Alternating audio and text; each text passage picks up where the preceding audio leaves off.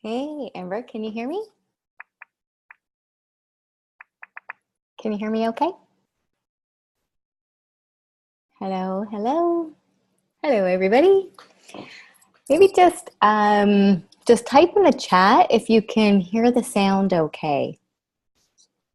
Just so I know, or give me some thumbs up if you can hear me. Cool. Okay, thanks.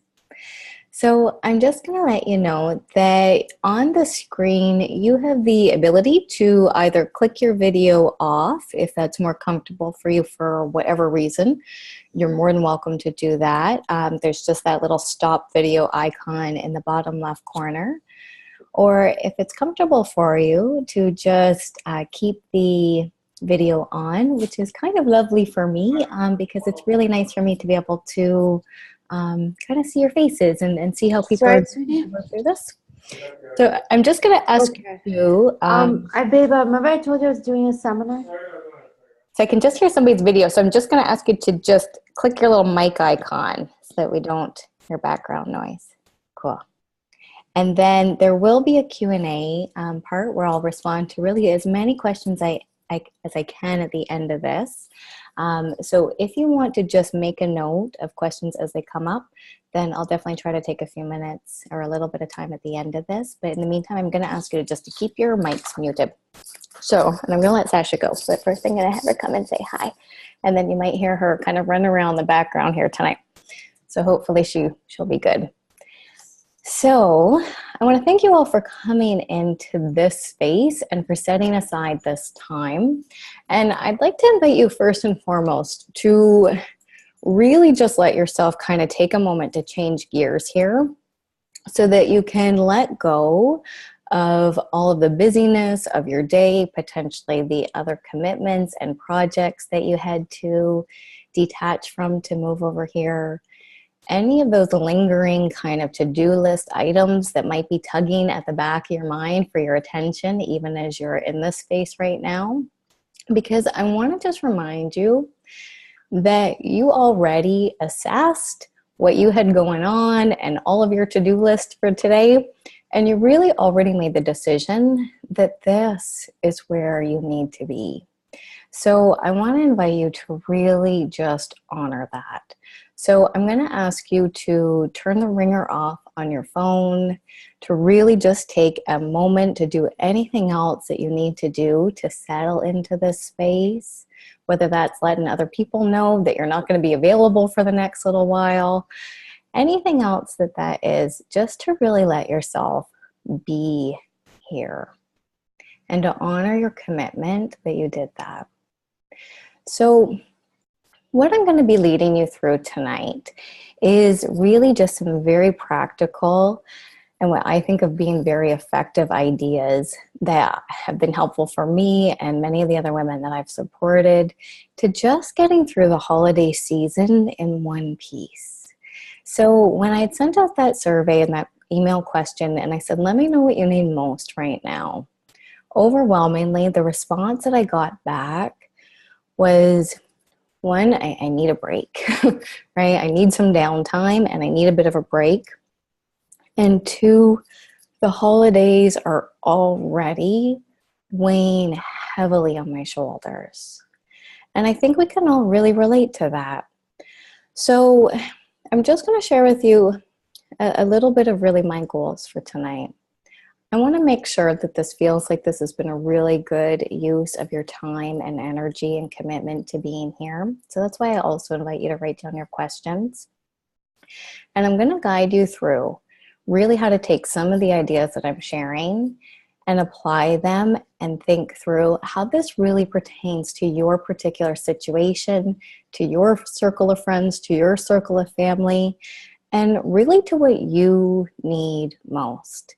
Because I have my outsider view of things, I have my ideas that I know have worked for other people, but at the end of the day, you know the insides of your world better than anybody else on the outside ever will. And so I want you to just really allow yourself to kind of think critically about what parts of this fit for you, what parts you want to hang on to, and what parts maybe don't apply to your situation. And I'm going to guide you through that process so that by the end of our night here tonight, you really are leaving with what feels like a solid, strong, and sturdy foundation and plan that you can really take with you through the next few weeks, through all of the busyness and all of the craziness that's coming through. So for those of you, give me a thumbs up if that sounds okay so far. Okay, cool.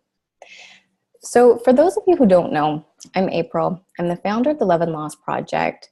I'm a social work therapist by trade, and I had been working in private practice and in my field for about 10 years before I went through the experience of losing my little girl, Nora. And so I definitely know firsthand what it takes to really get through this season, to get through this experience. And I do believe that that really always is a bit of a work in progress, right? I don't believe that there's any such thing as moving on. But what I have found and really kind of cultivated and really put a lot of my focus and energy into since then is really how to take my experience and take the pieces of it that I feel offer value and I feel offer something that is going to help make somebody else's experience easier. So that's what I'm walking you through tonight. So we're going to look at really how to get better quality support from the people around you. We're going to look at getting clear on really what you need this time to look like for you. And we're going to look at how you put that into action in your way, in your world. And how to maybe shape some of the traditions that might have been around for a long time to actually update those a little bit to fit to really what your reality is present tense. Because if you're in this space, we all know far too well that it is different now. It just is. So here's what I want you to do first is with your pen and paper, I want you to grab a pen and paper if you haven't done so already, because this is how you're actually going to get the most out of your experience tonight. We're going to spend about an hour and a half together tonight, and this is really where you're going to get your bang for your buck, right? This is really where the rubber is going to hit the road, and you're going to be able to get the most out of your time here. So I want you to start by writing down what made you decide to come here tonight. What made you decide to sign up for this? Write it down. And I want you to think about and write down, what do you need most? What do you need here most? What do you need to see happen, or what do you need to hear me talk about, or what questions do you need to have answered to make this feel like it's been a really good use of your time and energy to be here? What do you need most? And see if you can just kind of get the pen moving on paper just to kind of help yourself get into this mode. Because I know we're also changing gears from the rest of our day and coming into this space. What do you need most? And what needs to happen here tonight, or what do you need to get out of this that's going to make you say, you know what, showing up for that retreat with April was one of the best decisions that I possibly could have made, right? That was one of the best decisions that I've made in weeks. What is going to make you say that? What do you need here tonight? Tell me, and if you're comfortable too, feel free to tell me and the other people here what your responses are to that in the chat. So if you look at the bottom of your screen, there's a little chat icon, and that's where you can really also connect with other people here as we have this time together.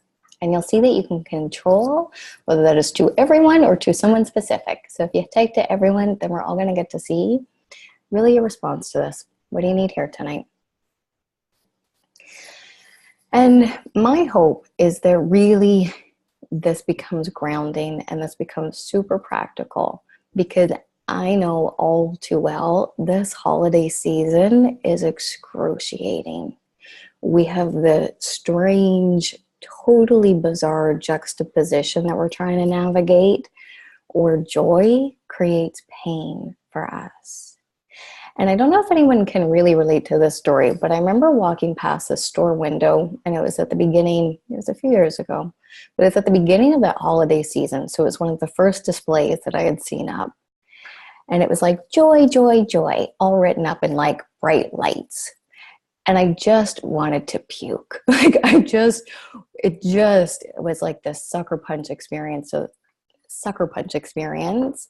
where it was just so jarring to be surrounded by all of these bright lights telling me to feel peace, telling me to feel joy, telling me to tap into, the spirit of the season, when I had never felt less alive in my life.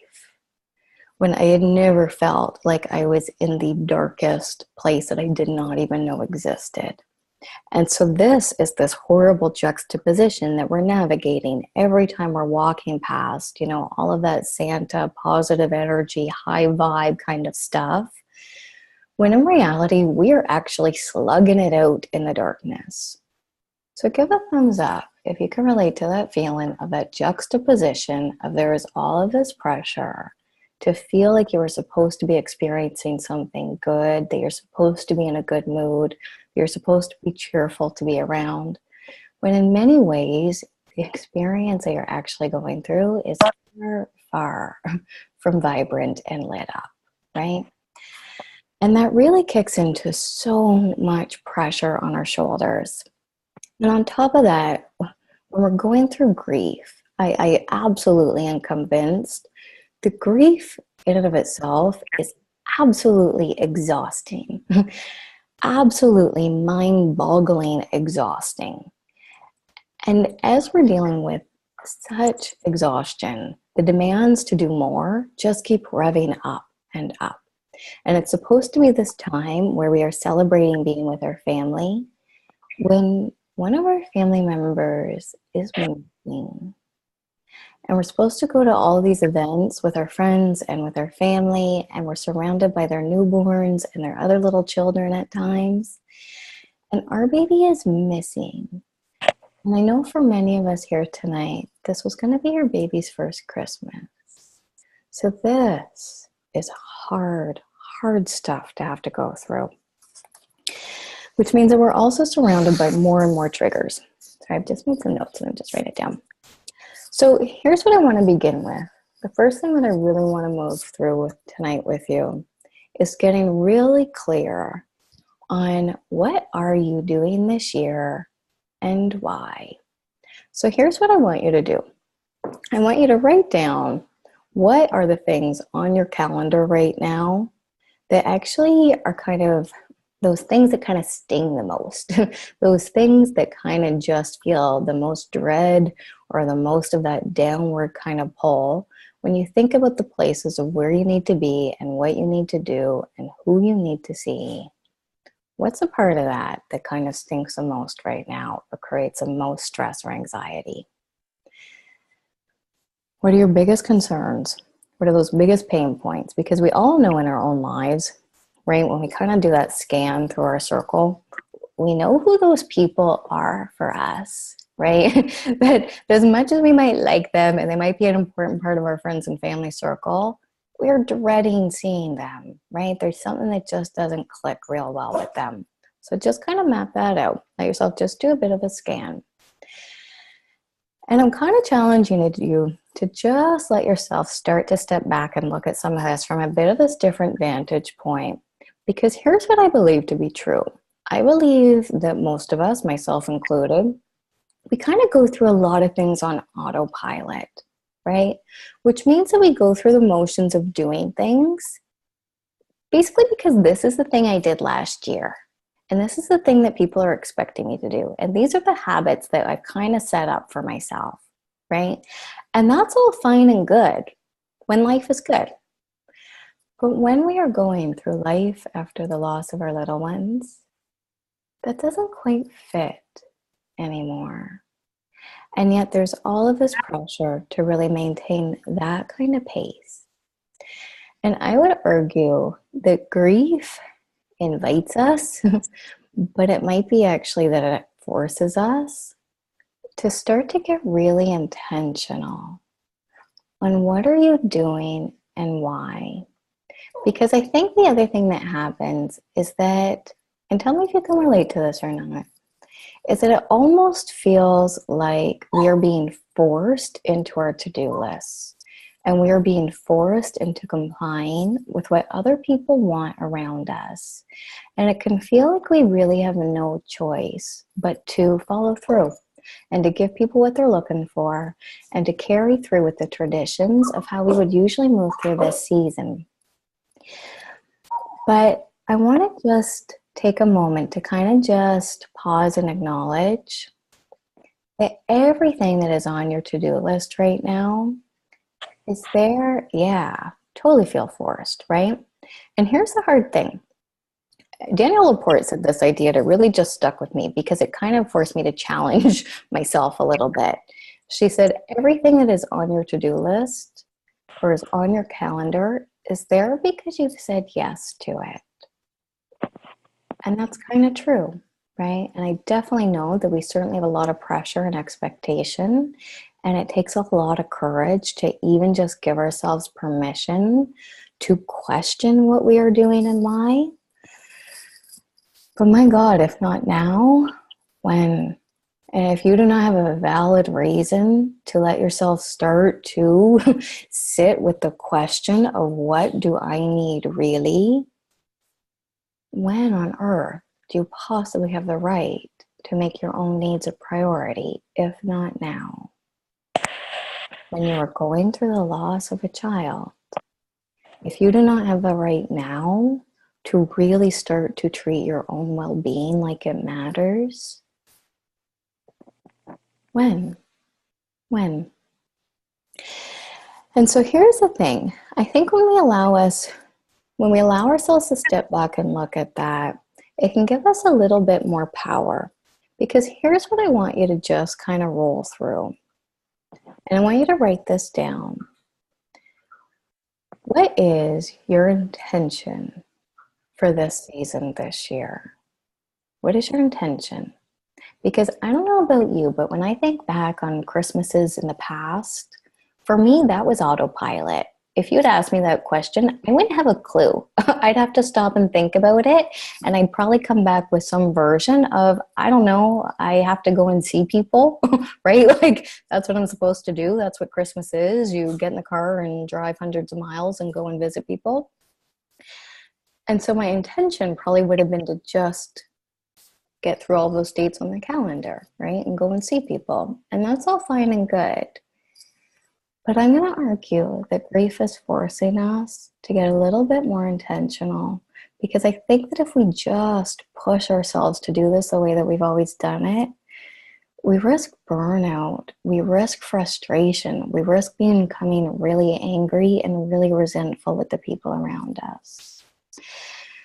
And so here's kind of the thing. Getting clear on what our intention is allows us to move through this in a really, really different way. Even if we're doing all the same things, even if we're choosing to still go to all the same events with all the same people, letting ourselves step back and get actually clear on why I'm doing that is a really incredibly powerful thing to do. And here's kind of an example. So this wasn't even that long ago. This was like maybe 2 months ago. So my partner and I had plans. His family was having this event. And to be perfectly honest, I did not want to go, like, at all. It was a really busy time for me. I was in the motion of kind of creating a lot of stuff. So I was really working on things. I was seeing, truthfully, probably a little too many clients. So I was tired, for one.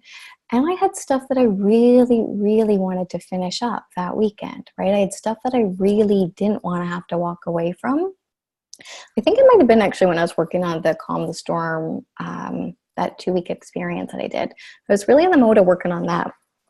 And so I know this might sound funny in a way, but I really did not want to go away for that weekend. And I don't know about you guys, but going and visiting my in-laws, as lovely as they are, is not always a restorative kind of experience, right? It's fun to go and do things. It's fun to go see people.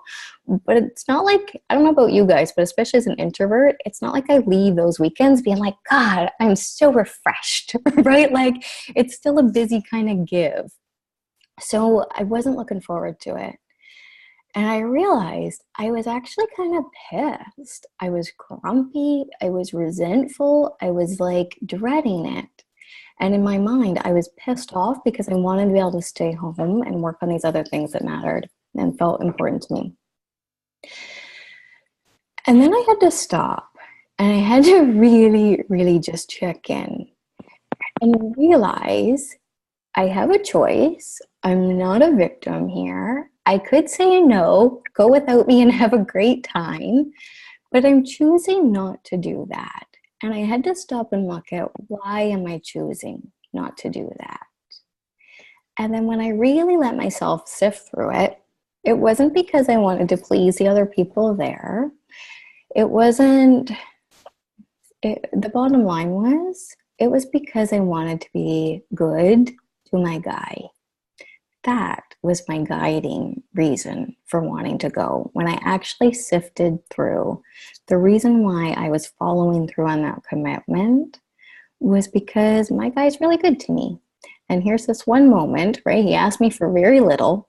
And here's this one moment when I'm able to turn and kind of be good to him. And when I actually let myself step back and be honest with myself and notice that, that really shifted everything for me. Because then, almost instead of feeling like I was this victim of scheduling, I was this victim of circumstance and being forced to go, I was able to just really say, you know what? This is my choice. I'm going to own that this is my choice. And I'm doing this to take good care of my guy in this moment because he takes good care of me.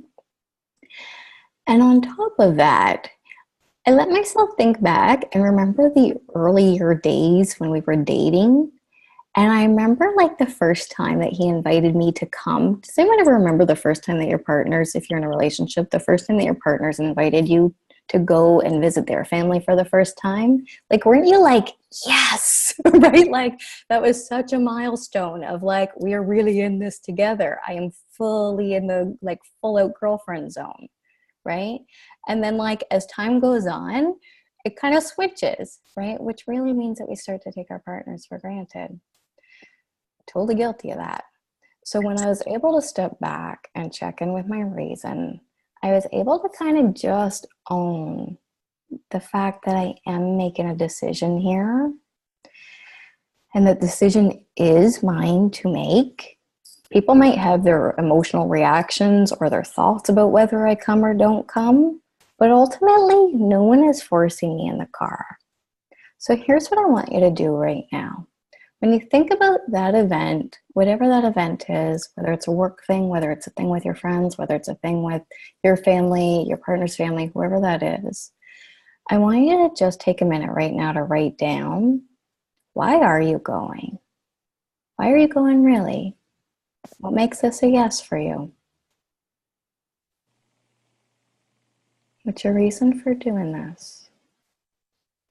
Because I think when we're able to tap into that, what is my reason for going really? Here's how this sometimes plays out. I might feel like I'm under excruciating pressure, right? From my family to go to the event coming up. And I might even be a bit nervous about what my mom is going to say if I don't show up, or the fact that she's going to be disappointed, or the fact that so-and-so is going to be annoyed with me. But we can really flip that around, because if we choose to go, what this also means potentially is we're not really going for that other person. It's not necessarily about pleasing mom. If it is, now would be a really good time to let yourself notice that. Because I think that that is the other thing that grief forces us out of, which is one of the things of which sucks so much about it.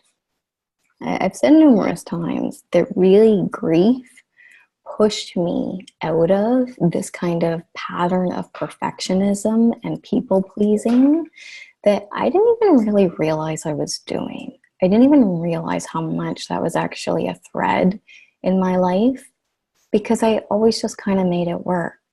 and I could make it work when I had the energy to do that. I did not have the energy to do that when I was fighting my way through some of the darkest parts of grief. I didn't have the energy to do that anymore, which meant that I had to start saying no when I meant no. Instead of saying yes, I'll make that work, or I'll just get through this, right? How many people have had that experience where somebody asks you to come and do something, help them out with something, or there's an invite to something, or you're asked to come and be some part of a committee or whatever work task that is, and really your first gut reaction is like, I so don't want to do that. But instead of risking conflict, instead of risking that that person is going to be disappointed in you, instead of risking that they're not going to see you as the all-powerful woman who's just able to kind of put on her cape and get things done, you actually are forced to kind of say no, right? The old me might have done that, but I'm not going to do that this round. Because here's the thing.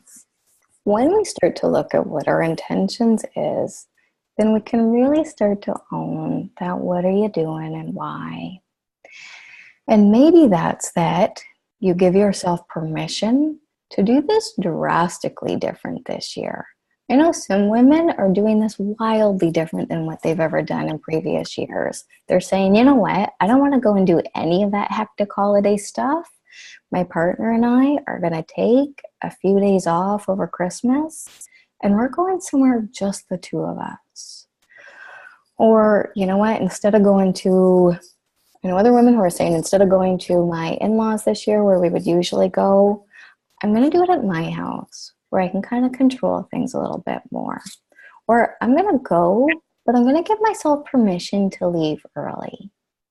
So here's kind of the thing. This is just really this opportunity to take a look at what are you doing and why, and how can you start to make that a little more realistic? Because that's kind of the bottom line. I think that there's a couple ways to do this, right? One is that we grind our teeth and we just kind of push through the season. And that's fine, right? If that's how you want to do this, all the power to you. That's definitely an option. Right? And I think I've been there before too, where we say, you know what, I'm just going to put my head down. I'm going to check off all the things off my to-do list. I'm going to go all the places where I'm expected to go. And then at the end, I'm going to crash and I'm going to kind of pick up the pieces of myself then. But I think the other way to do this is to start to give yourself permission to really check in. What do I need? What does my partner need? How can we take really good care of each other or really good care of myself? And how would that look different this year? So here's my question for you, and I want you to write it out. How would this look this season for you if the goal, if the intention was for this to be easier? If the goal was to make this, it's not going to be easy, I know. But if the goal was to make this time as easy as possible, how would that shift things for you? What would you say yes to? What would you say no to? Because if I'm being really honest, if I look at the past, right, my goal would have been ultimately giving people what they need, right, and not breaking tradition, right? That would have been my goal. Just kind of do what people need, right? Show up. Be nice and have fun and be pleasant to be around, right? Have people like me. That would have been my goal if I was really being honest a few years past. So what would this look like if the goal this year was to truly make this year as gentle and easy for yourself as possible? What would you say yes to? What would you say no to? And what would you ask for? What would you ask for? How would that change? And what if this time, what if one of the intentions of this time was to honor and respect your position as a grieving parent. What if that was one of the intentions this year? What if one of the intentions is I'm going to honor my heartbreak, I'm going to honor my baby's memory, and I'm going to honor the fact that we are going through the worst thing imaginable. What if that is one of the intentions this year? Because I don't think that that has to be in counter position to also being kind to other people. I think these things can coexist. And here's what I want you to write down. What are you craving right now, really? What are you craving most right now? Is it rest? Is it time with your friends? Is it time with your partner? In your cottage? Time to work less? Some distraction? Some change of scenery? Right? Whatever that is. Keeping busy? There's no right or wrong here. But it is an important question, and one that I think most of us don't ask ourselves quite often enough. What do you need most? What are you craving? And then write this down. If I didn't have to do anything, if I didn't have to care at all about what anybody else needed from me, wanted from me, expected me to do, I would do what? How would this look different? And my last question, if this was somehow possible for our lost little ones to see us, for them to be looking down on you, what would you want them to see? How would you want them to see yourself if that was somehow possible? What would you want them to see if they could somehow have a window into what this time does look like for you?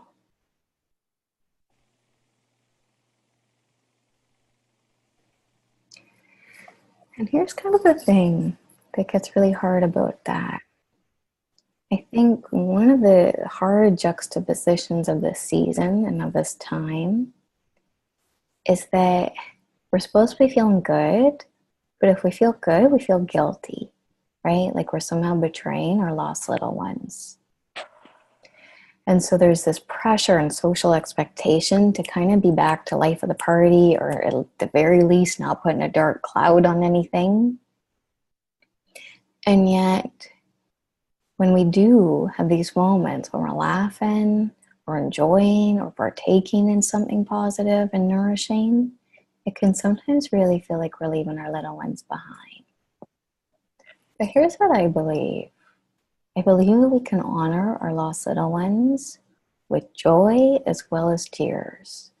And I think it's possible for both of those things to be in honor of our little one. If we step back and just really check in. Because I don't know about you, but that's what I would want if the roles were reversed and if it was my daughter who went first. I wouldn't want her to forget about me, of course. But I would want her to allow some goodness into her life. I would want her to be able to tap into the experience of being alive. I would not want her misery to be homage to me in and of itself. And that's hard stuff. So that's kind of why we're taking this time tonight to just hit that pause button, to let ourselves step way back and take a look at what our experience is right now. And to take a look at how we are sometimes, and we're all guilty of this is not judgment, but how we all sometimes just move through autopilot, because I think that's what happens to all of us. So, and if you knew that you were supported, no matter what would you do? What would you ask for? What would you change? What would you opt out of? What would you do if you knew that you were supported no matter what? Because I think when we allow ourselves to get clear on that, then we can start to kind of challenge some of that stuff that is just fear, right? That is just that fear. Because I think that oftentimes when we actually break it down, one of the things that pushes us to go, even when we don't want to go, is that we're afraid what people are going to say if we don't go, right? We're afraid of what they're going to say behind our back. We're afraid what they're going to say to each other. We're afraid what they're going to think about us in our heads.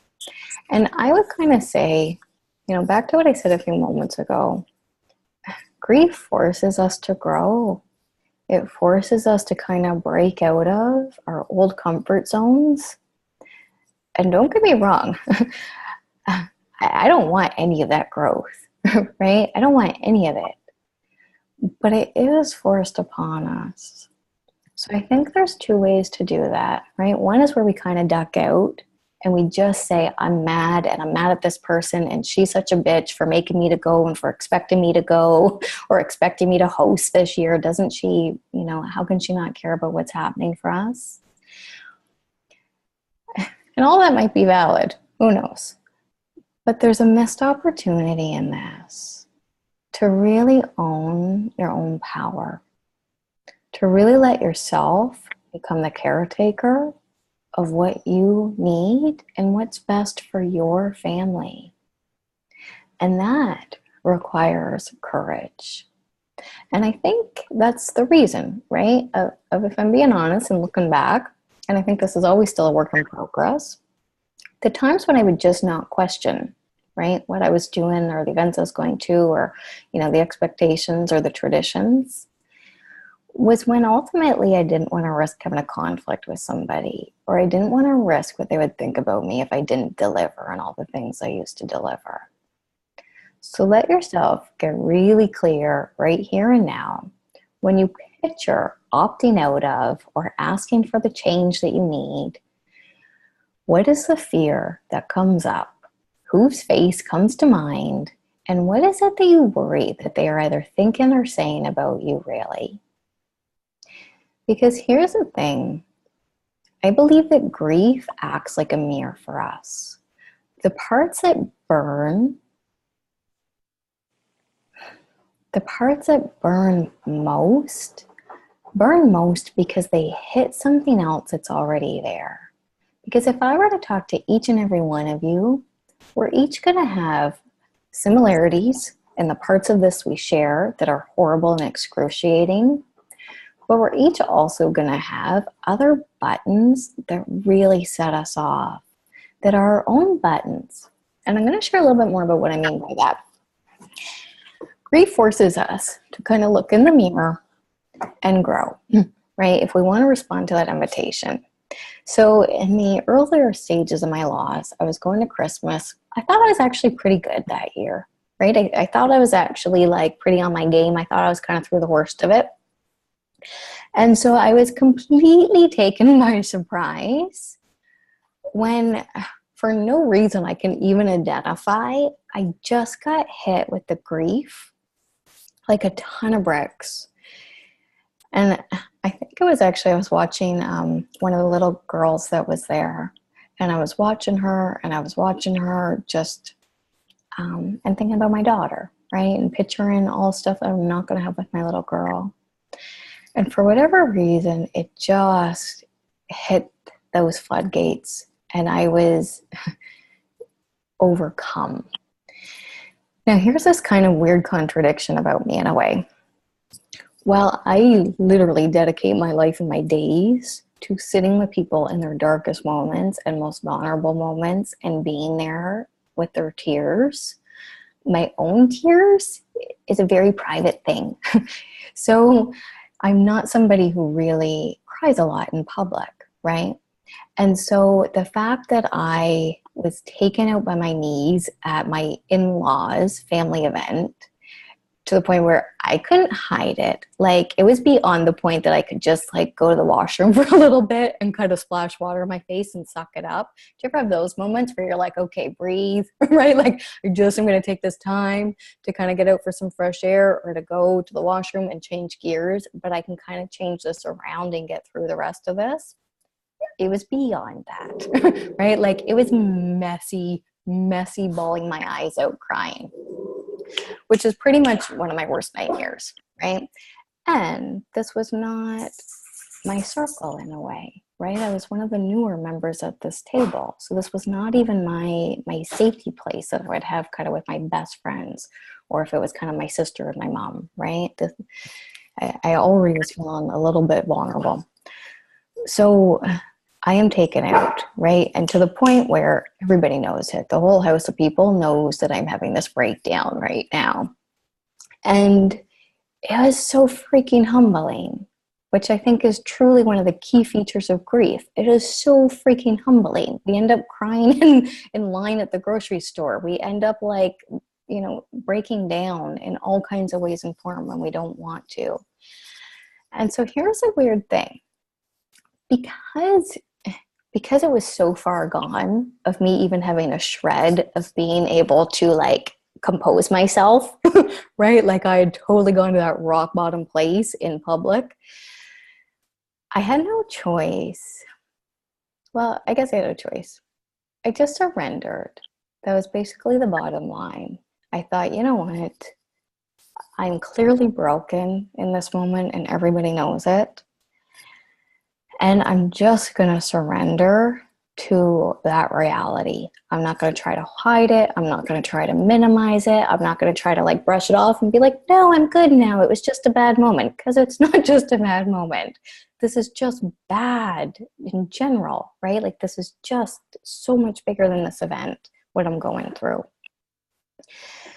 And so instead of any of that, trying to polish it, right, or anything, I just let myself receive. I just let myself receive, kind of that care from my partner. And I didn't hide it when I went back out. And then it was the weirdest thing because I was able to be aware that my fear was that I was going to be judged. My fear was that people would look at me and kind of roll their eyes, right? And be like, God, what a mess, right? Or God, what is she doing? She's wrecking our party. And instead, I was able to just kind of put some of that in check and notice that people were actually really kind. They actually could have been a little mean or a little judgy, and they weren't. They were super sweet. And even though I was still in this state, because it was still super uncomfy for me, I remember going to my mother-in-law and one of the other grannies that was there because I was humiliated, right? I was humiliated, but I was also heart wide open vulnerable. And I was just like, I'm really sorry for being such a mess. And they both just really looked me right in the eye and were unbelievably just solid, right? There was no flicker of weird. There was no any of my worst fears, right? They were just with me. And then I realized I'm talking to women who experience loss. Each of them had experienced great loss in their lives. And so I'm sure that they've also been taken out at the knees at some point in their own life. And so while I was bracing myself for this humiliation and judgment and shame, I was able to just receive kindness. And that allowed me to go and do things that I would never normally do, like go for a nap the next day, right? And be like, I guess like I'm already in this state of messy, so I'm just going to kind of roll with it. I'm going to go take a nap. I'm going to like let my partner come and like bring me snacks in bed and like bring me a blanket, right? Like things I would never normally do when I'm hanging out at somebody else's house. So here's kind of my question back to you. If you do not have full right, every possible right in the world to end up being a mess in some way or form this season, who on earth does? For real. When we look at the standards that we hold ourselves to, as a grieving mom, if you do not have full right to be messy and in pain, who on earth does?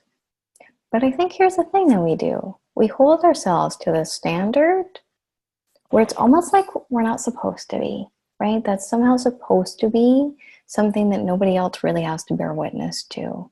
And if I do, then it somehow means that I'm failing or I'm messing up. And I think that that's a myth.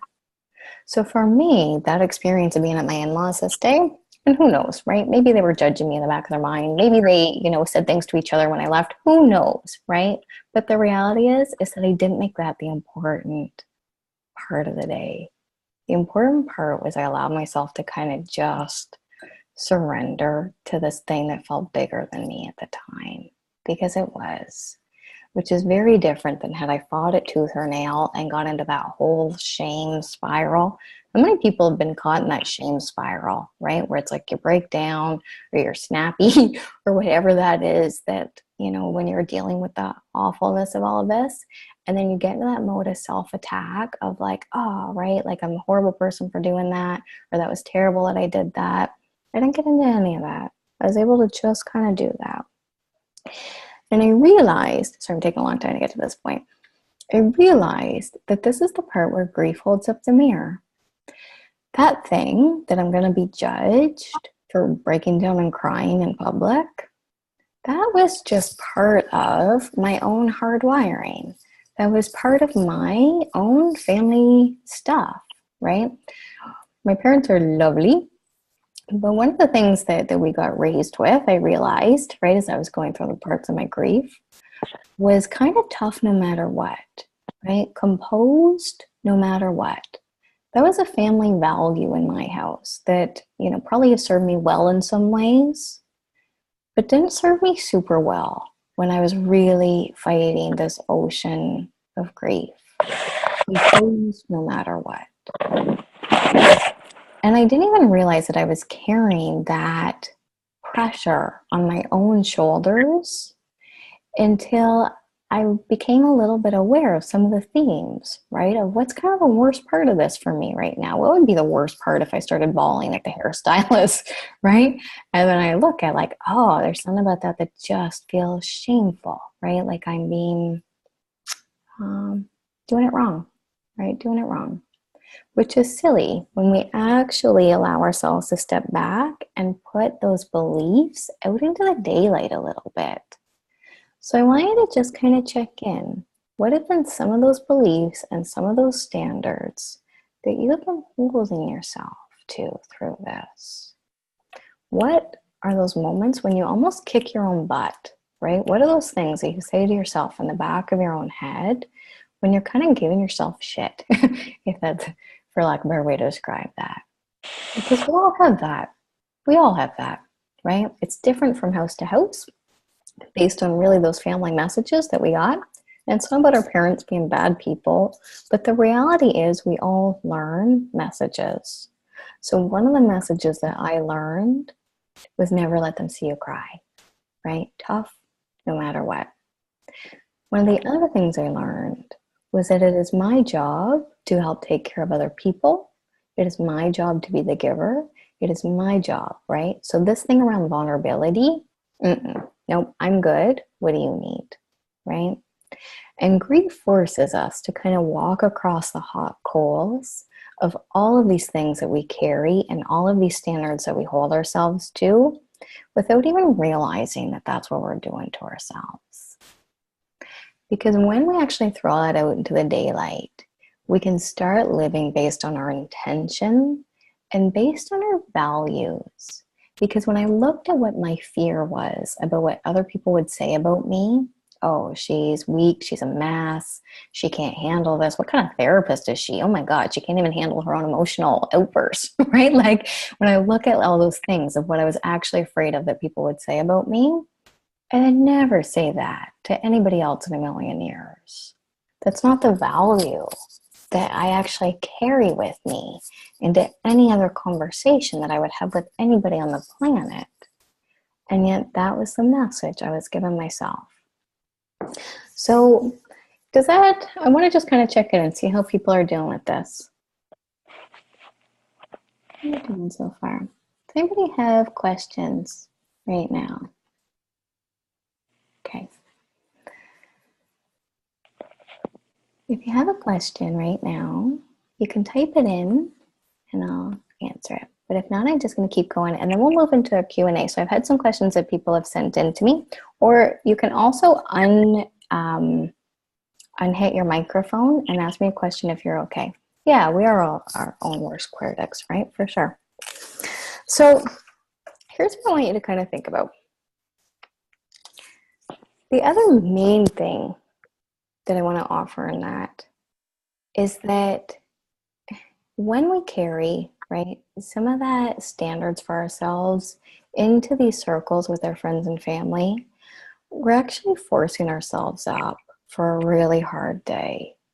And so instead, I want to encourage you to think about, what would this look like if you embrace the fact that this is going to be messy this year. This is going to be a bit of a mess. So that when that does happen, in whatever form, you're able to just lean in and take care of it and allow other people to embrace it with you. So what would this look like if truly this year you embraced the mess and allowed the mess to be embraced by others? What would that look like? Because when we look at what our values are, right? For me, that looks like authenticity. For me, that looks like honesty. For me, I would not want anybody else to have to just pack away what they're feeling really for the sake of keeping me happy today, right? That's not a value that I would have, that I would really want to put on anybody else. So when we're able to get clear on where we stand, really, it becomes a whole lot easier not to care when your sister-in-law doesn't get on board with that, right? Because when we move into these places of these tensions with other people, I would argue a big part, driving force of that, is that we've actually privileged that person's opinion ahead of our own. And we're actually operating in this place of the most important goal becomes that they like me and that I'm keeping the peace with them. And I would argue that this is a really necessary time in our lives where we drop out of that old, conditioned, bogus, exhausting way of living. And again, if not now, when? So I like to look at this differently, right? In the sense that one thing that I would want you to hang on to as you move through this holiday season, what would this look like if you allowed yourself to claim your rightful title as your lost little one's mother? What would this look like? Because here's what I think that we often do when it comes to mourning the loss of our little one. When we lose our little one this early, before most other people around us have really got to create a whole lot of memories with them, if any at all, there's such an excruciating invisibility around the lives and the existence of our babies. Does that make sense? Does that fit for people? There's such an invisibility. And so one of the things that I think I've been guilty of at times, and I've definitely seen my clients do in sometimes, is it's like we give away the power to honor and respect our little one to the other people around us. And so I think how I see this sometimes looking like, right, when we approach a holiday like Christmas, is we say, oh my God, I really, really, really hope that people acknowledge and are responsive about the idea that my baby's not here. Oh my God, I really, really, really, really hope that people do something to tell me that they're thinking about my baby. And I think that's totally understandable, right? We're actually identifying a really important need. I have a need for the life of my little one to be acknowledged. And on top of that, I have a need to be shown a little bit of consideration and care. Totally understandable needs that get expressed with that idea of, I really hope that people acknowledge this in some way, right? Totally valid need. But I think sometimes what happens is it's almost kind of like we sit and we stress about it in our own heads and we think about it and we play out all the kind of crappy scenarios of how they've disappointed us in the past or how they might disappoint us in the future. And we just get pissed. Can anybody relate to that kind of thing where you're almost living in your head with that like, oh, right, and that other time when she didn't do this, right? And we're kind of bracing ourselves for this pain all over again. For sure. I think we've all been there. But here's what I believe to be true. I believe that when we are in that mode, we've lost our power. We've lost our position of what I call claiming our crown. Claiming your crown that you are your little one's mother.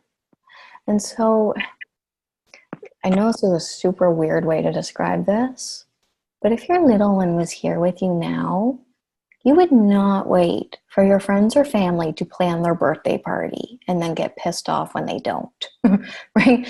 You would not do that. We would not wait for our little ones for our friends or family to step in and show us that they're thinking about our baby before we act on our baby's behalf.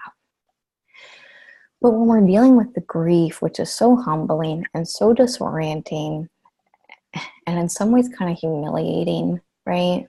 When we're dealing with all of that, it becomes really hard to find our voice and to really be the voice who says, here's what I want this to look like for my little one this year. And that's hard to do. But I believe that that is so key. If our little one was here with us, we would not wait for our family to include them in dinner, right? Like we would not wait for our family to show them that they're welcome in the house. We would not give away all of those actions that we would be taking without even thinking or questioning it if our little one was here with us, right?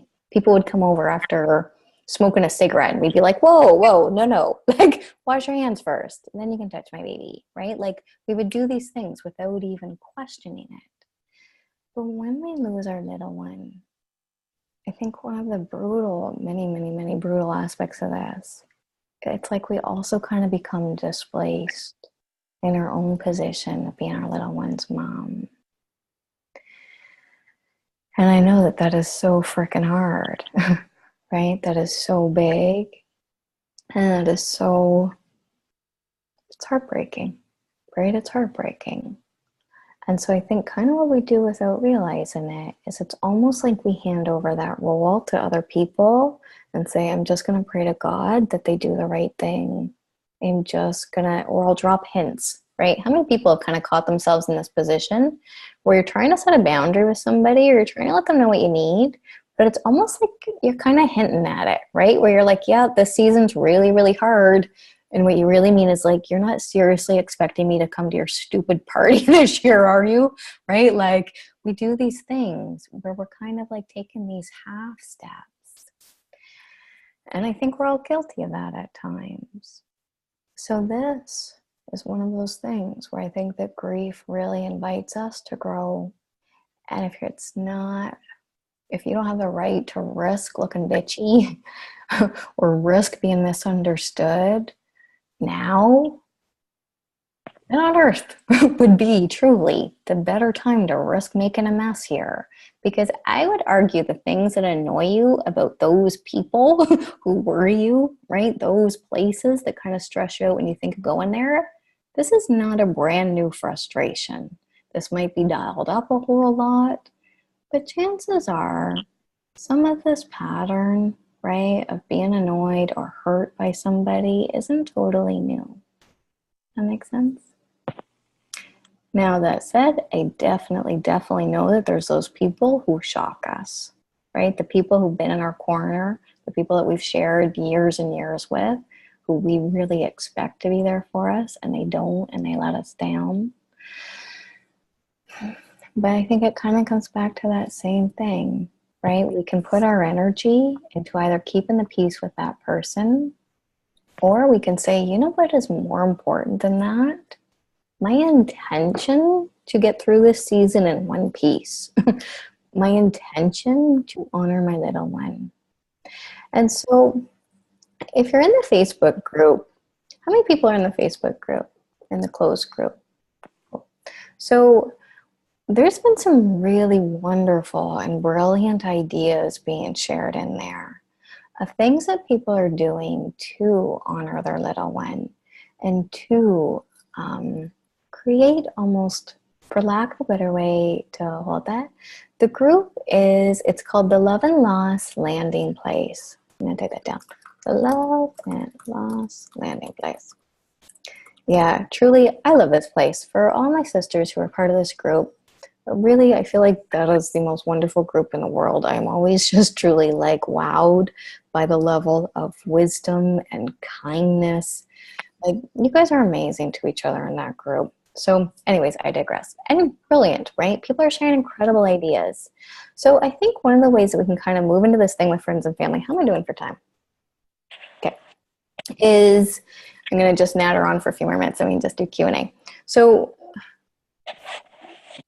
I think we can kind of start to set the tone, right? And this is part of, if our little one was here with us, we would be setting the tone for how we want our little one to be acknowledged or remembered this year. So what would that look like in terms of the Christmas card that you send out? What would that look like in terms of the conversations that you're having with people? And I don't think that there's a right or wrong in this. I just share these things with you to get you to start checking in and thinking about what you might need. One of the ideas that I like is doing a Christmas card where there is some kind of acknowledgement on there, right? There's some kind of reference to the fact that this is also a time of grief for you and a time of, I want my baby to be talked about, right? And so I think instead of waiting for other people to start those conversations, we can own the position of starting those conversations. I think there's ways to do that in terms of the gifts we give other people. So I like the idea of the ornaments, right? It's something that's fairly inexpensive. Potentially you can make by hand or go out and purchase, where it really is little angel wings, or it's one of those in memory of. And you give those to all of the people that you know you're going to be spending a lot of time with this season. And I think there's something lovely about that in two ways. One, it is that acknowledgement of gratitude for the people who have been in your corner and have been supporting you this year. And two, there's this idea of gratitude in advance that I like, which on one hand is a little bit manipulative, but I like it. Because here's the thing. There are times when I will thank someone in advance, right? Thank you so much for really being so aware of really what a hard time Martin and I have been going through this year. Thank you so much for just really being sensitive to that, or including a baby in the toast or in grace this year, right? Because I think there's this thing that when we thank someone in advance, it takes all of the conflict and confrontation out of asking for what you need, right? Because I think sometimes what we do is we almost go into this criticism thing where, because it feels like we have to armor up, right? It's vulnerable to ask for what we need. And so I think often when we do that, we kind of do that in a way where it comes out a little bit punchy. Does that make sense? Where we're like, I don't want it to be like last year, right? Or whatever that is. But I think there's this thing where we say, I'm going to thank them in advance. I just really want to thank you, right? Sister-in-law, even though she's been totally self-absorbed and inconsiderate and talks about her own pregnancy every day, right? I just want to thank you for being there for me, even if she totally hasn't. I just want to thank you for being there for me and just for being aware that this is really hard. And so I'm not maybe going to be able to be kind of my old happy self this year. Thank you for just being aware of that.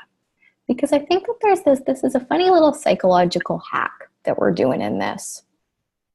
When we talk to somebody and we talk to the best part of them, and when we come to them with the most generous assumption that we can make about them, I'm going to make this generous assumption that you want to be good to me, or you want to be a nice person, or you don't want to act like the jerk that you were last year, right? When I make this generous assumption, there's this surprising kind of thing that happens where 9 times out of 10, people rise to that. I encourage you to kind of test this out in your world and see what happens. Thank you in advance, coworkers, for recognizing that I need a break from some of that baby talk, right? From all of that kind of talking about pregnancies. Thank you for being aware of that. Because what we do is we give people really that invitation to do better in a super gentle, easy to absorb way. Because here's the thing that happens when we come at people with conflict, and I definitely agree that there's times when that needs to happen, where we need to set a really firm, really clear boundary. But here's the risk in that, and here's where that often goes sideways with our friends and family. If I come at you with a problem, right? If I come at you with a criticism, and I'm like, hey, so-and-so, that really pissed me off when you did this, da-da-da-da. Instantly we go limbic. Instantly we activate that threat, right? That fight, flight, freeze, danger part of our brain. And we stop listening and we get defensive. But when we move into this with kind of this, what is the most generous assumption I can make about who this person wants to be for me, and thank them in advance for that, we kind of get rid of all of the tension that comes around that. And 9 times out of 10, I think people rise to that occasion. So the last thing I want to say is have an escape plan, right? This strategy was shared by another woman I talked to a while ago, and she had that phrase, and I just thought it was brilliant because that's exactly what we're doing. What is your escape plan? So if you do decide to go to certain things, can you give yourself that bit of an out to leave early if you need to? Can you give yourself a bit of a kind of backup plan, even just between you and your partner, right? It sounds funny to say this, but what is our code word going to be for like, I'm done, so I don't have to turn to you in front of all our friends and be like, let's get out of here, right? What is our code word going to be for it's time for us to wrap this up? I'm done. So when we start to kind of look at that, or even that idea of saying, you know what, I'm looking forward to come and seeing you. I want to be there. We do have this other thing that we have to go to after. We don't have to explain ourselves. We don't have to like give lots of details, but it just gives us an out that if we need to, we can say, all right, that was lovely. If I decide to stay later because it's actually fine and gentle and good here, cool. But I haven't set myself up for this expectation that I need to, I'm required to. I've already given myself an out. And then the last thing I would say is there's this piece that really connects to that idea of owning our role. And I know that this is so hard in a way, but recognizing that people are not really in that space with you. They're just not, right? Aside from you and your partner, there's very few other people who are truly going to be able to get and stay present with what you're going through, really. Because here's the thing that kind of happens. And I want you to just think back. Have you ever been at a wedding where they're in the speeches and they're talking to each other, but you're off at like table 13 somewhere and somebody is telling like the funniest story and it's hilarious?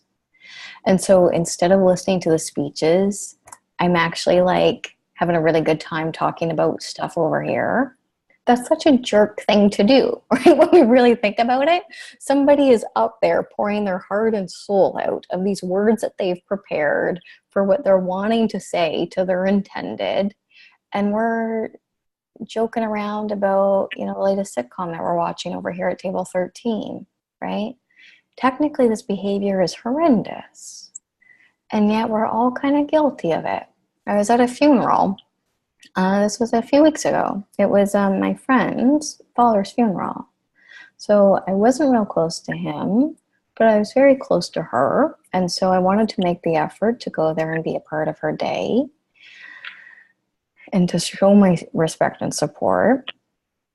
But I realized at one point I see somebody I know that I hadn't seen in a long time, and I'm full of like, hey, how are you? And I'm totally like in that zone of excited to see this person.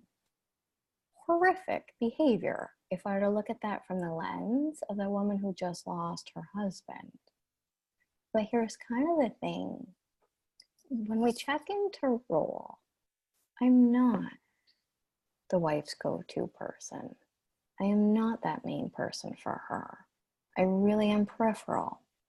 And so I think when we're in this place where we're kind of giving away our own title and giving away our own power, what we often end up doing is kind of giving the responsibility to tend to our little one's memory with tons of gentleness and care to someone who's not really earned and not really deserving of that position. Because I think the reality is, we all know there's members of our family who are way, way, way excited about what the meal is that they're going to make. And that is the big focus of how they're moving into Christmas this year. And we are moving in there brokenhearted, feeling like we're shattered into a million pieces. And they're talking to us about things that we couldn't care less about, like whether or not they decided to use apples in the stuffing, right? Like, brutal. So when we kind of check in on that, you know who your supporters are. You know who the people who have your back. And I think the more we get clear on who we go to for what support, the more we're able to save ourselves from a lot of unnecessary frustration.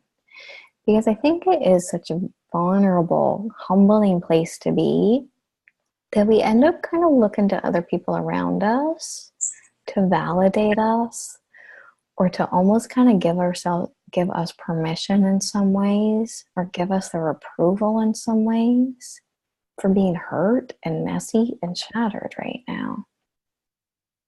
And I think that's kind of what we're doing when we're going in, looking for a greater level of care and comfort and sympathy from someone who is most excited about her turkey recipe this year, right? We're setting ourselves up for pain and suffering. So that's where I kind of give myself permission to readjust how much I prioritize her needs, right? In the same way that I'm not going to her with my broken heart and putting it in her hands and seeing if she smashes it or not, even worse, I'm not taking on the role of being the person who says, oh yeah, best recipe ever. Tell me more about how you did it, right? Like, let's just kind of move through the pretenses. I don't care. Don't care. And I'm also not going to make you risk causing more damage and harm to my already bruised and broken and shattered heart by putting this in your hands when you really haven't proven yourself worthy of tending to it. So I hope that that feels like there's some useful parts in there for you tonight. And I just wanted to ask you to take a minute and write down and just refer back to what is your intention for your holidays this year, and see if you can share it in the chat if you're comfortable to do so. Is your intention to just survive this in one piece? Is your intention for you and your partner, if you have one, to stay close even when all the craziness of this grief and this time of year and the agony of it all is threatening to pull you guys apart? Is it just your exhaustion and frustration, right? Is your intention to just preserve your precious energy from caring less about what everybody else thinks, needs, and wants from you? Is your intention, very cool. Yeah, is your intention to risk being more seen really, of not the mask of who I feel like I should be, not the role of doing everything that everyone needs me to be, but to just get myself through this. And when we own that, let's say that intention is to survive, then it becomes really clear and a lot easier to remind ourselves if in any given moment, one thing comes first and one thing is going to come second in any given moment. It doesn't matter where you are or what you're doing. In any given moment, one thing is coming first and one thing is coming second. So if we're in this scene, right, and my intention is to survive, that need is going to come ahead of how somebody possibly interpreted my text message, right? Because they just don't like that it's saying I'm not coming. That need is going to come first. Where we get really tripped up is where we either try to make it the same or when we put the other person's need above our own and we don't realize we're doing that. And that's fine if there's moments when you're doing that at times, as long as we realize that that's what we're doing, right? When I went to my partner's, my in-laws' house, even though I really didn't want to, I was aware that I was putting my need to be a good partner and therefore give to him in this way ahead of my need for rest and to catch up on this other work I wanted to do. And just in the comments here. Yeah. And I think that there is that thing, right? It's my intention to create as good a Christmas as possible for my other kids at home, right? Whatever that is. With that awareness that this is going to look a little different this year. Yeah, super hard stuff. So I have a couple questions, if this is okay, that I'm just going to go through that were sent in to me. So, and if you have a question that you want to ask, feel free to either type it in or to unmute your microphone and just ask it out loud. So the first question is, I feel like I'm having a hard time being engaged in my life. My house goes dirty. My correspondence go, oh, sorry. Did somebody want to jump in? Okay. Did you have a question? Okay. So I feel like I'm having a hard time being engaged. My house goes dirty. My correspondence goes unanswered. Now we're heading into holidays and I honestly don't care to see people or to interact with the family. I'm just thinking about how I need a way to get involved in my life and care again. So I think this kind of ties back to what we were saying earlier, is that in some ways it's not about caring again. I think it's about getting clear on what you're going to choose to care about, because that can't be everything. It just can't be this year. I think it's just kind of the reality of it. And so on one hand, and this might sound really strange, I'm glad the house is going dirty. I'm glad that some of the correspondence is going unanswered. And I know that that's really uncomfortable, but sometimes there's that thing. One thing has to come first and one thing has to come second. And our standards do need to shift to reflect our reality. The reality is you're in pain, you were grieving, you were going through the worst thing imaginable. So when we really step back and look at this, the house is dirty, so what? Right? Really, so what? Guaranteed 2 years from now, you're not going to be looking back on this time of your life and being like, God, I really wish I'd cleaned the kitchen up better. Right? Like that is never going to happen in a million years. So allow yourself to get really picky about what you care about and what you don't.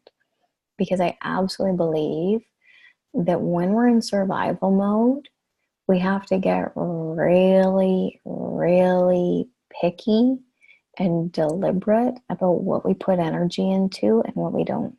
And that's one of the main challenges of this season. There's 1,000 different bids for your time, effort, money, energy, attention.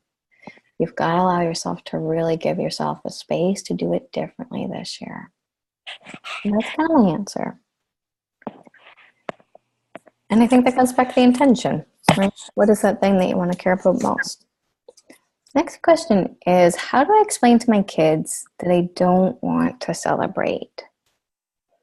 So my first question with this, and you don't have to answer it here if the person who wrote this is on the line. One would be, how old are your kids? Because if your kids are 20 and 25, just like this, I'm not celebrating this year, I'm going to Mexico, right? Or whatever version of that is. If your kid is 4, if your kid is 5, then I think that it comes down to, it is your job to create a Christmas experience for them. It just is. That becomes part of the job description, which might sound a little harsh, but it's true, right? It's not my job to create a Christmas experience that my mother wants to have or that my mother-in-law wants to have. Screw them, not my job, right? Like, not part of my job description, really. But when we look at our kids, it is our job description to deliver something. And I think what sometimes happens is we want to really explain it to our kids and walk them through it in a way that might actually be a little bit above their heads. So I think that the reality is it is going to look different this year.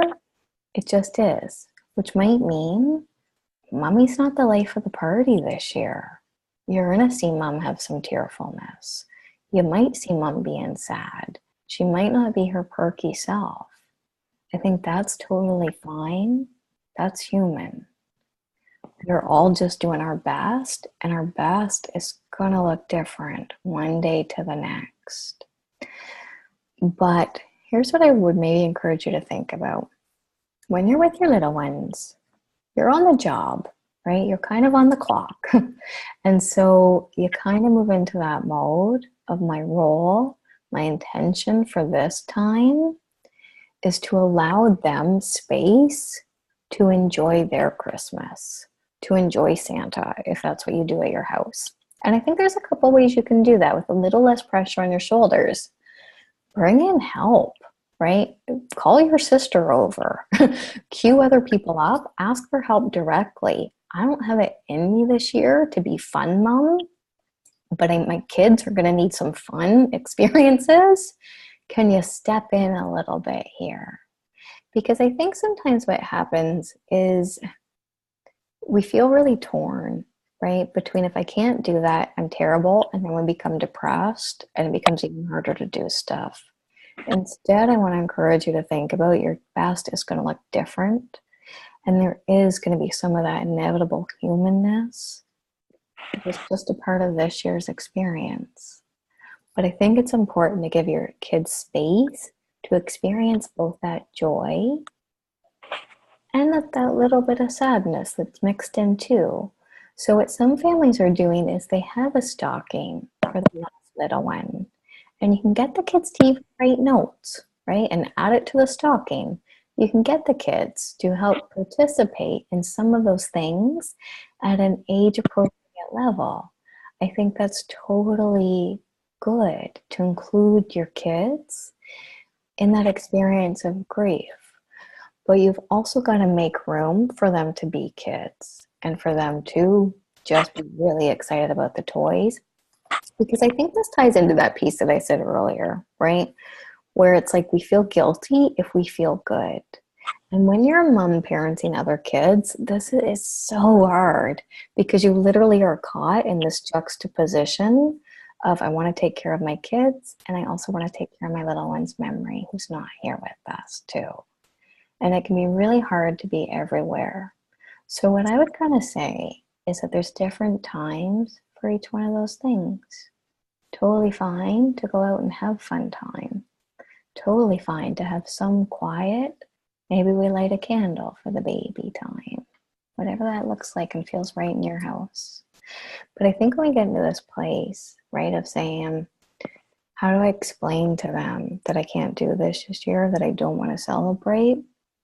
Unless they're 25, you don't, right? You just kind of let them know that you're sad and let them know that you miss the baby, but that you're also creating new Christmas memories with them too.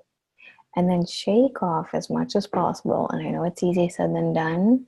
All of that kind of thunderstorm of guilt that lands on your shoulders because you're getting it from all directions, right? Super hard. Does anybody else? So you can also send me a question privately if you want to, and I can read that. So, yeah. So, sorry, this is something I meant to talk a little bit more because this is so big, right? So when you're going through this and you have somebody around you, like your sister or sister-in-law, who is now pregnant, right? Super, super, super hard. or who has a newborn there. And now everybody is all excited about the newborn or all excited about this pregnancy. And it's almost like our lost little ones becomes even more invisible, right? So I just want to take a second just to read the question. Okay, is it normal that I want to distance myself from the person who's just announced a pregnancy? Yes. Thumbs up if you agree or if you can relate to that feeling of, oh my God, I just want to avoid this person like the plague right now, right? Like for sure, 100%. I think we have all been there because as much as I love my friend or as much as I love my family member, this is big, right? So big. And I think one of the things that happens with, and I included this was my response actually in that friends and family video that I did. I think that one of the things that other people do not understand is when we lose our baby, and we have to be around other little babies or pregnant people, it is so the exact same thing as having your husband die and having to go hang out with his identical twin brother. That is the experience of having to hang out with a newborn or a baby when you've lost your baby. Because every baby looks like our baby, right? Every time we see that little bundle, I remember being at like a grocery store one time and I'm like, all right, I'm doing good, I'm doing good, I'm doing fine. And then like this little pink cart gets pushed out in front of me, this pink stroller, and I am instantly in that sucker punch mode of I almost can't even breathe, right? That would be the exact same sensation as if I would lost my husband and his twin brother showed up at the grocery store unannounced, right? And we suddenly turn the corner and are face to face with him. But this is that thing that is so hard to explain to friends and family unless they've really been through it their own self. And we kind of end up looking a little bit crazy when we try to explain it.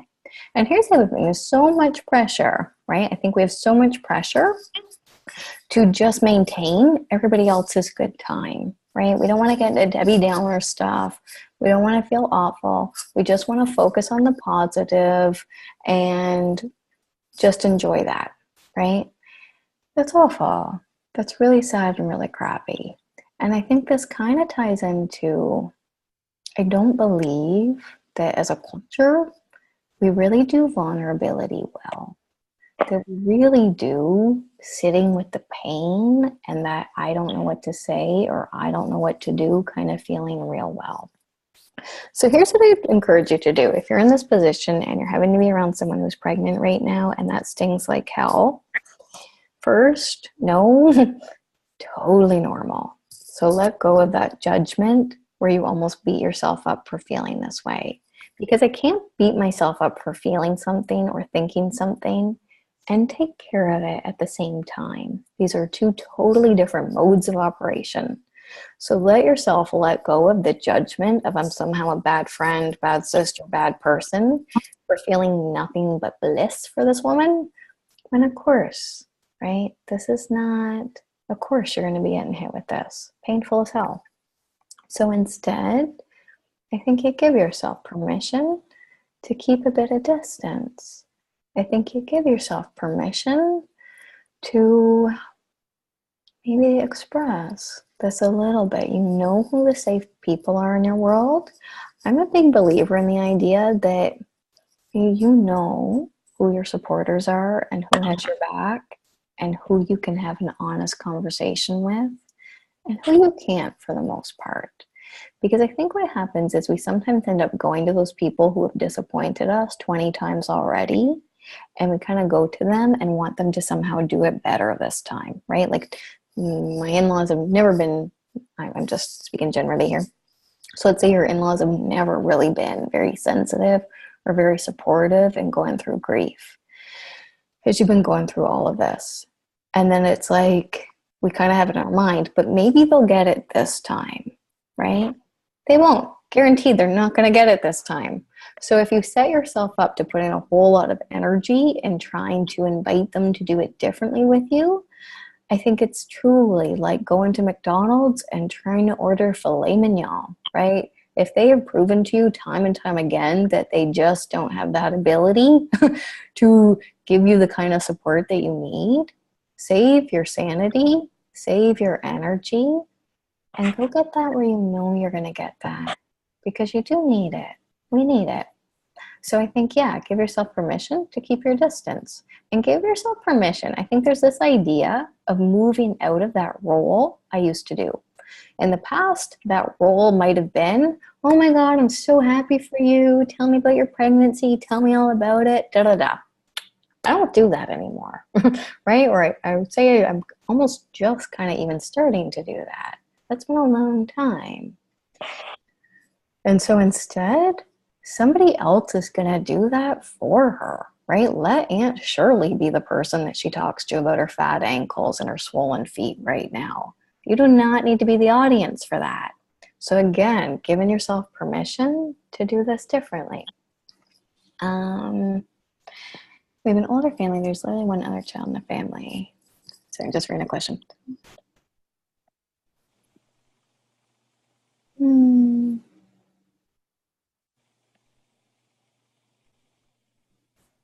Okay, so I'm going to read this out loud because it is posted to everybody. So we have an older family. There's literally only one other child, and they don't want to talk about it. They just haven't this year. They're so uncomfortable. I hate being the teacher of the new times and infant loss. I just want to handle the holiday without having to explain, and I just want to honor, kid gloves. Cool. Okay, so here's kind of what it sounds like to me. And again, I don't have all the details of your particular situation, so feel free to kind of screen this through what works for your family. But here's my ideas on this. So I think first I would check in and I would ask, what's your biggest worry in that? You don't have to say it out loud, but I'd encourage you to just kind of check in. What's the part of that stresses you out the most? What's the biggest fear there? What's the biggest worry? It sounds a little bit like you're feeling torn between honoring your lost little one and having that be a part of your holidays this year, and not forcing your other child to have to experience discomfort or experience upset. So what I would say in that is, this is such a weird way to describe this, but this is what comes to mind. You're allowed to do this differently with both kids. If one kid had an allergy to gluten, you would do that differently with that one child, right? You would create a little bit of a different menu. You'd create a different kind of way of taking care of that kid. So I think you're allowed to, but you wouldn't not have any toast in the house for anybody else if somebody else liked it. So super weird way to describe that, but here's kind of the point of that. You're allowed to do both. And both of those things is really just this position of kind of queen mother. I'm not going to task the older child with really having to participate in this ritual. She wants to take space, or he wants to take space. Cool. You can take space, but we're still going to put up an ornament for the baby, or we're still going to include the baby when we talk about things, or we're still going to make a donation for the baby, and that's not going to be a secret, right? We're going to talk about that in front of you. And so I would also check in a little bit, and you've probably done this already, but I would encourage you to check in a little bit with the older child. What's their worry? What is it that they're so uncomfortable about? Are they worried that you're not going to be able to be okay, right? Are they worried that they're not going to be okay if they think about this? Because I think sometimes what happens to us, right, is it's almost like, if I let myself think about that, what if the pain is too great and it washes me out? Or if my mom thinks about that, what if she starts crying and never stops, right? So I'm not totally sure how old your older child is, but I think there's clearly some fears and worry there. So I think the more that you can almost just keep that open and as part of the family thing, right, without forcing everybody to participate is the right way to do things. Because we don't want to turn it into a guilt-provoking thing, right, of here's what you should be doing as a sibling. Instead, you're like, here's what I'm doing, right? Here's this thing that I'm doing. I'm making a donation in honor of our baby, or I'm sending Christmas cards that include that. And then your older child is going to be able to see that, yes, you might go through those moments of sad, but then you still come back around and make dinner and chit-chat about their school day, right? So I think it is kind of giving yourself permission to do both.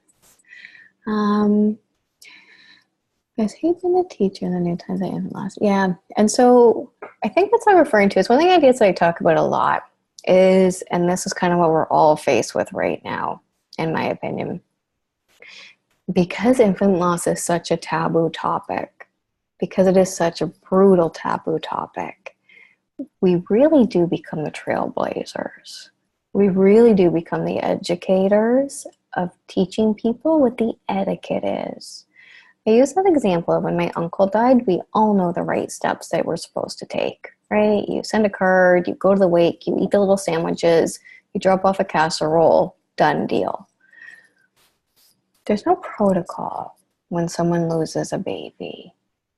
Some people go full out silent. Some people pretend it never happened. Some people want you to come and participate in the memory walks with them.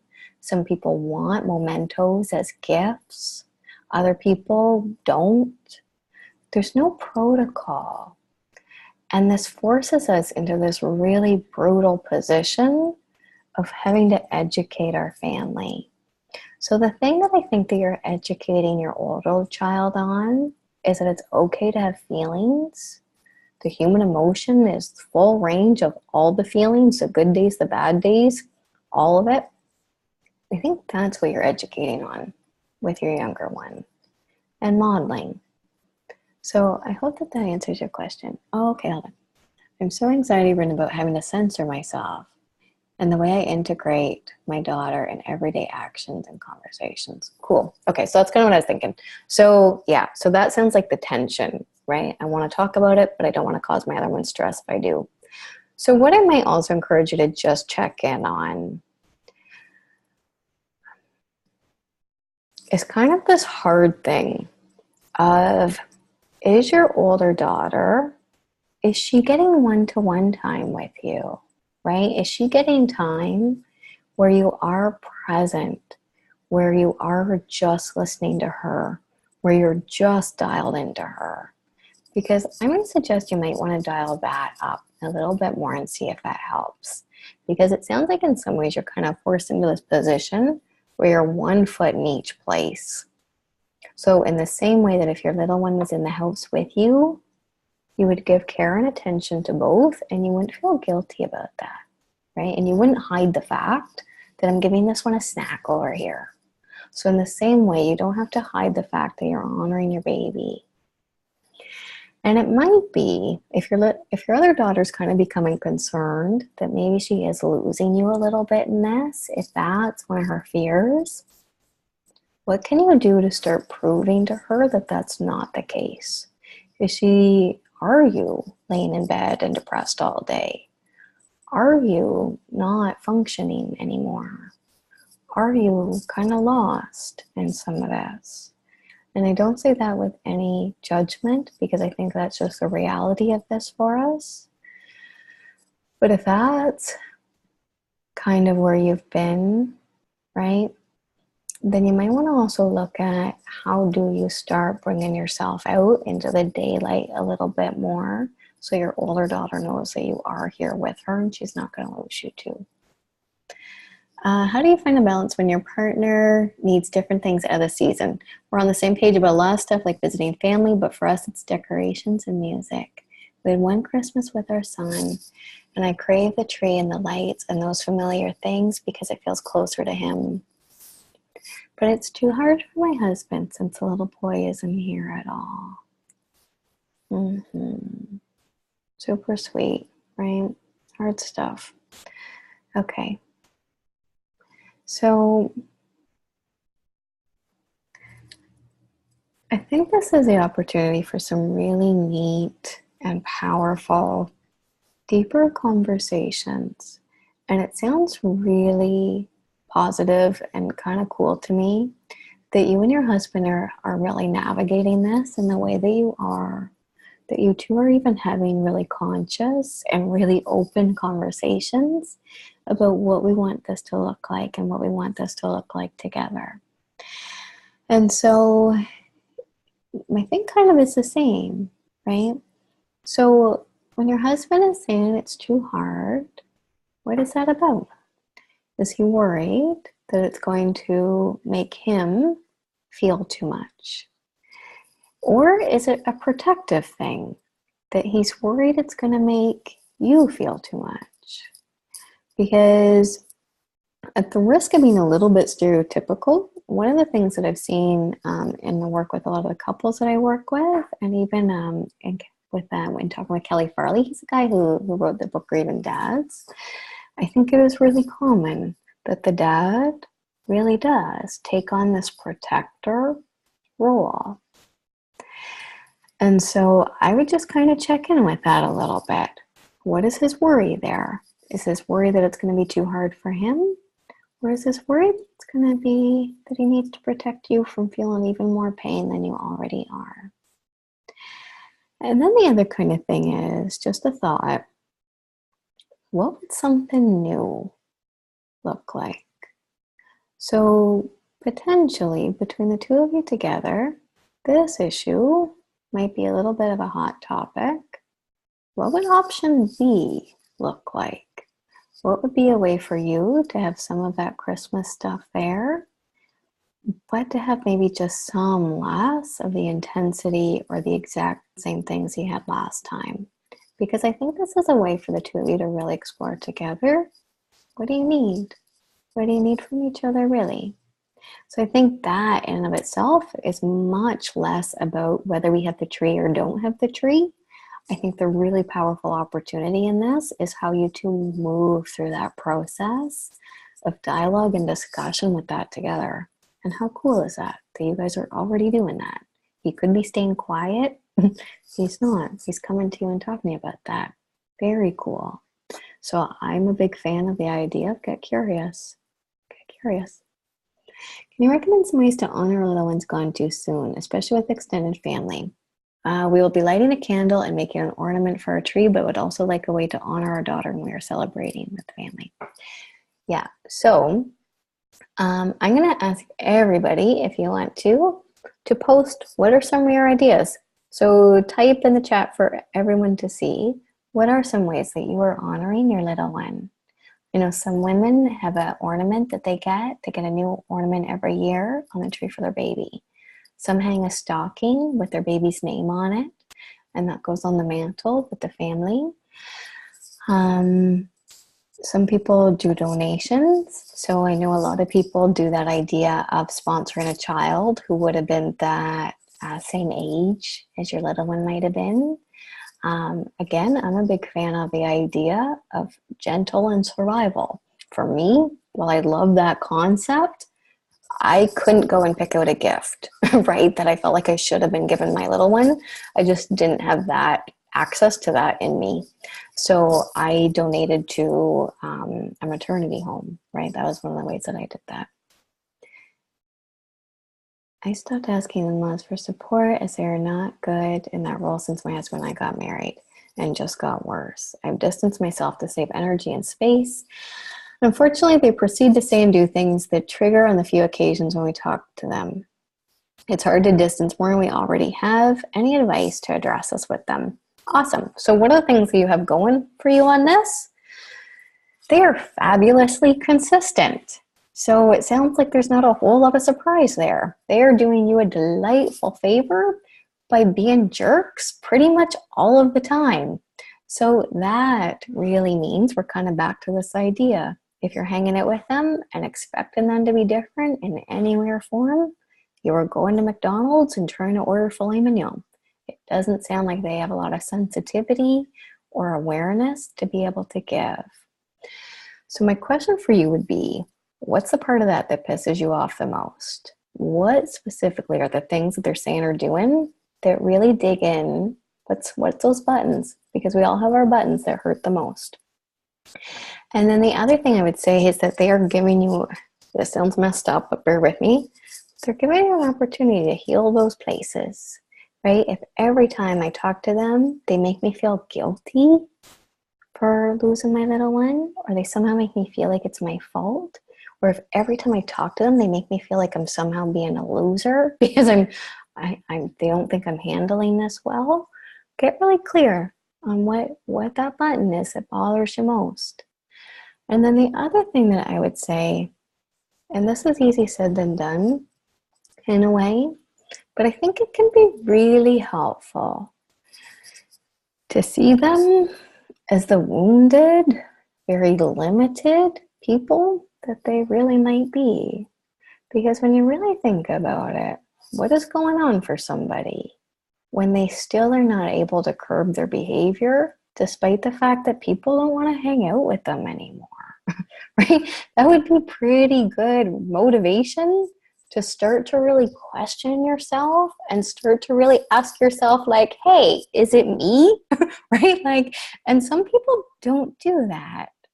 So this is really unfortunate, because I would say what that means is that you actually then are in the role of being the parent a little bit more your own self, which means that if you're the one that's actually at a higher level of functioning, and I don't mean to be offensive when I say this, but if you're the one that has a bit more maturity or emotional IQ than they do, then you gotta own that position.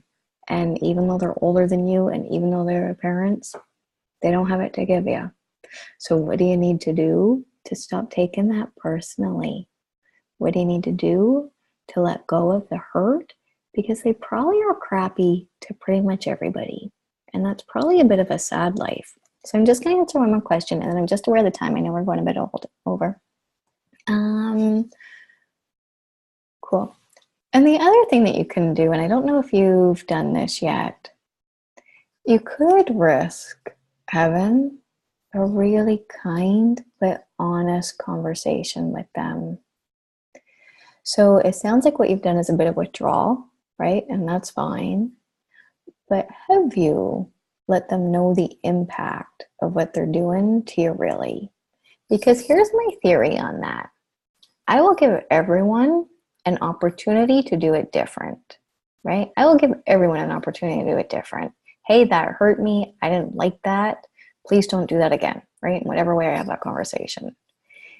If you come back and do that to me next week, now we have a problem. Now we have a very big problem, and I'm probably not going to hang out with you anymore. But if I haven't really given you that invitation to truly know the impact they are having on me, because it's possible that these people are oblivious. It's possible that they don't really understand why you don't want to hang out with them. So I would challenge you to ask yourself, have you been really clear and really direct with your concerns? And if you haven't, then maybe that's worth doing. And I think one of the ways to do that is, instead of getting that whole list of the past, here's what you did that hurt me, here's what you did that wasn't okay, here's what you did that wasn't okay, which means they are going to shut down, go limbic, and not hear one more word you have to say. It really is, you know what, we would like to be able to maintain a connection with you guys. You're my partner's parents, you're important to us. But here's what we need from you moving forward. Here's what we need this to look like. And then clear. So no more, right? I mean, for example, texting me after 10 p.m. at night. No more of this, right? Whatever that is. If that makes sense. All right. So I hope that's helpful for you guys. I thank you so much for spending this time with me. I know we've gone over for time, but I did just want to kind of go through some of those questions a little bit. So that's it for me for tonight. So thank you, ladies. Thank you for being here. Feel free to tell me in the Facebook group, what is one action that you're going to take to change how you're moving forward Christmas this year? Or what is one way that you're going to put your intention into action? Because that's a part of this that really is going to make the difference. So come to the Facebook group and tell me, what are you going to do to put one thing from tonight into action? So thank you so much, ladies. Love you guys so much. I'll see you next time. Good night.